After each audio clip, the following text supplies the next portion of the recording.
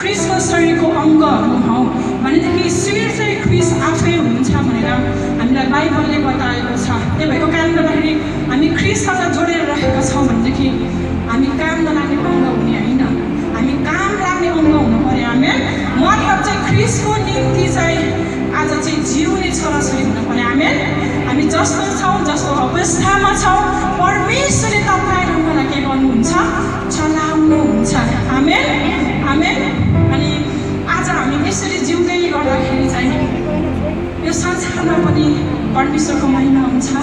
अनि यो संसारलाई हामी छोडेर जब अनन्तको घरमा जाने त्यो समयमा पनि न्यायको दिनमा चाहिँ हामीले के पाउँछौँ, प्रभुबाट चाहिँ हामीले संसार हुँदै गरेको त्यो सेवाको कामहरूमा आज चाहिँ बढ्दै गरेको, आज गरेको त्यो हरेक कार्यको जुन चाहिँ धन जम्मा भएको छ अनि त्यसको इनाम प्रभुले तपाईँ र मलाई दिनुहुन्छ। आमेन।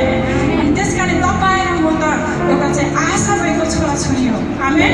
अनि तपाईँ र मलाई चाहिँ आज रोग आउँछ, बिमारी आउँछ, तर हामी आत्तिनु पर्दैन, आज हामी चाहिँ दुखी बन्नु पर्दैन। किन भन्दाखेरि चाहिँ जब तपाईँ र मेरो जीवनमा रोग आउँछ, तपाईँ र मेरो जीवनमा चाहिँ आज चाहिँ कति धेरै चाहिँ आज चाहिँ गाह्रो अवस्थाहरू आउला, कति चाहिँ हाम्रो चाहिँ आज गरिबी हाम्रो जीवनमा हुन सक्ला, तर पनि हरेक अवस्थामा चाहिँ ख्रिस्टले चाहिँ तपाईँ र मलाई चाहिँ प्रेम गर्नुहुन्छ, तपाईँ र मलाई सम्हाल्नुहुन्छ।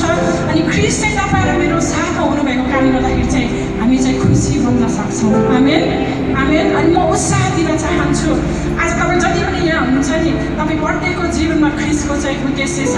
अनि त्यो उद्देश्य चाहिँ तपाईँ चाहिँ अझ यो संसारमा जिउँदै गर्दा, यो मण्डलीको सदस्य भएर जिउँदै गर्दाखेरि चाहिँ तपाईँले चाहिँ आज ख्रिस्टलाई चाहिँ महिमा दिनको निम्ति परमेश्वरले तपाईँ यो मण्डलीमा राख्नु भएको छ। आमेन।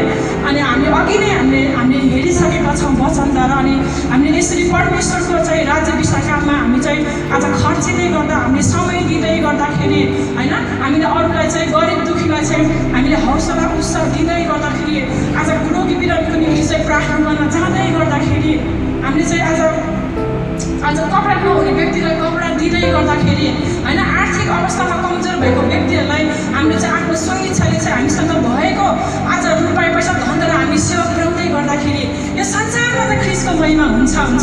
त्यसमा अर्को चाहिँ प्लस के हुन्छ भन्दाखेरि चाहिँ त्यसरी जिउँदै गर्दा तपाईँ र मेरो चाहिँ आज स्वर्गमा अनन्तको राज्यमा पनि स्वर्गीय धन जम्मा भइरहेको हुन्छ। आमेन।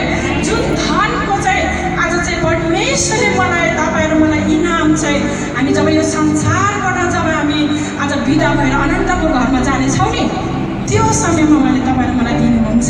आमेन आमेन। अनि त्यही भएको कारणले गर्दाखेरि हामी दुखी बन्नु पर्दैन, हामी शोकित गर्नु पर्दैन।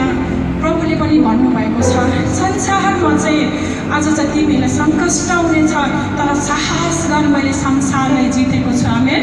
अनि तपाईँ र मेरो जीवनमा दुःख आउँछ, तपाईँ र मेरो जीवनमा रोग आउँछ, समस्या आउँछ, तर त्यो रोग र समस्यामा चाहिँ हामी पछि हट्ने होइन, हामी अघि बढ्नुपर्छ, हामी प्रार्थना गर्नुपर्छ।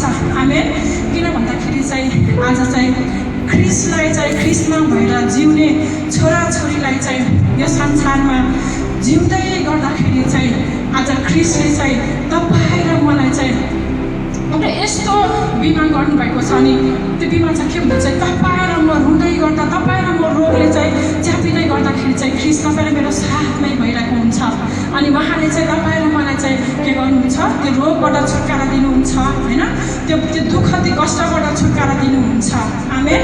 अनि त्यही भएको कारणले हामी त एकदम धनी छोराछोरी हो। आमेन आमेन। अनि हामी दुखी बन्नु पर्दैन, हामी दुखी बन्नु पर्दैन, तर परमेश्वरले तपाईँ र मलाई जस्तो अवस्थामा, जस्तो परिवारमा, जस्तो मनले राख्नु भएको छ, हामी इमान्दार भइकन परमेश्वरलाई प्रेम गर्दै उहाँको वचनलाई प्रतिपालन गर्दै आज चाहिँ हामी अघि बढौँ र अरूलाई पनि परमेश्वरको वचन चाहिँ प्रतिपालन गर्न प्रोत्साहन देऊ, हामी हौसला देऊ, हामी उत्साह देऊ। तपाईँ र मैले